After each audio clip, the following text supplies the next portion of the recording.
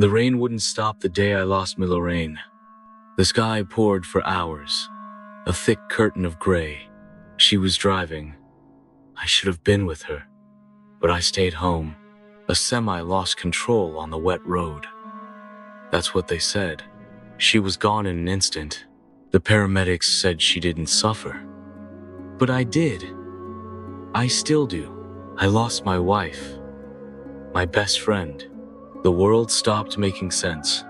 I stopped showing up to work, stopped answering calls. I started sleeping on the floor beside the door, hoping maybe the doorknob would turn and she'd walk in like nothing happened. I didn't want to eat. I didn't want to dream. The only thing that made sense was pain. That was when I found Lucent Core. It started with a support group, just a small circle of broken people, sitting in folding chairs. There was a woman there, Doraina. She didn't cry like the rest of us. She looked peaceful, almost too peaceful. She said, "You don't have to live with pain. You can be free from it."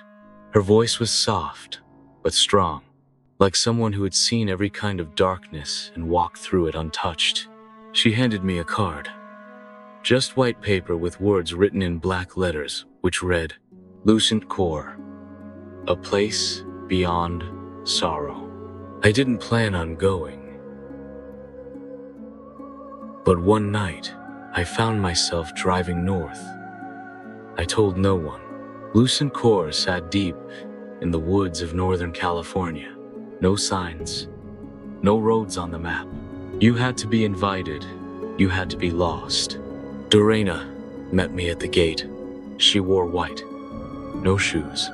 She smiled, like she already knew everything about me, like she'd been expecting me. "You've already made the first step. You just have to let go now," she said, touching my chest lightly. I hadn't let go, but I followed her inside anyway. Phones weren't allowed. You surrendered them, along with your wallet. They said, "You won't need them here as this is home now." Mirrors were rare. They said reflection feeds the ego. Every day started the same, in absolute silence. We weren't allowed to speak until we earned it. They gave us uniforms, gray, loose-fitting clothes. We ate in silence. We worked in silence. We meditated in silence. They called it cleansing. Every day, we went through audits, private sessions with a guide who made us confess memories, over and over, until they lost their charge. They filmed everything. Then came the doctrine room. Hours spent watching old recordings of Doraina speaking. Her voice layered with music and strange visuals. You weren't allowed to look away. If you blinked too much, they noted it. We were told to read every night. Thick books. Repetition. Philosophy twisted into commands. If we questioned, they called it ego resistance. We didn't sleep much. Sleep was emotional sedation, Doraina said.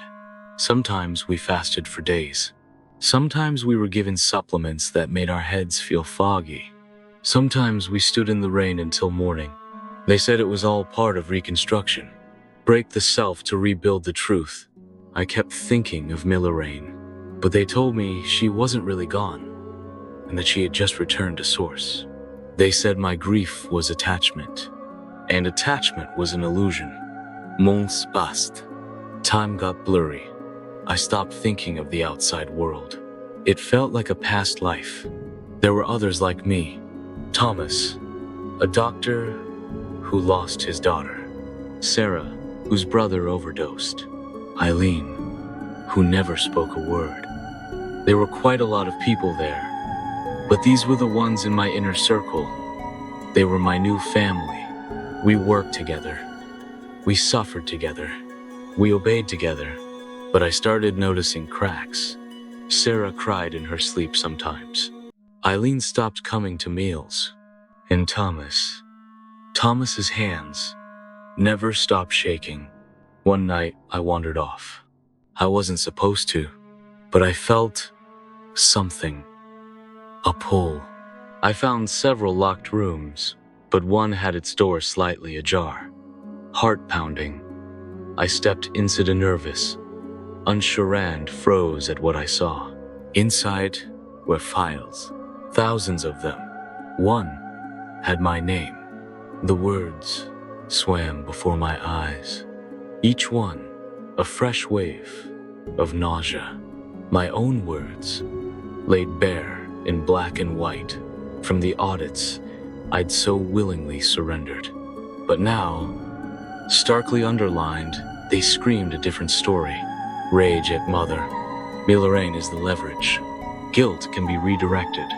Every breakdown, every whispered doubt, I'd confessed in the sterile quiet of the audit room, now felt like a weapon turned against me.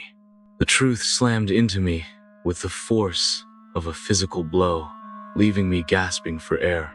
They hadn't been mending the cracks. They had been deliberately widening them. They weren't healing me. They were breaking me on purpose. A cold dread coiled in my stomach, a chilling counterpoint to the bile rising in my throat.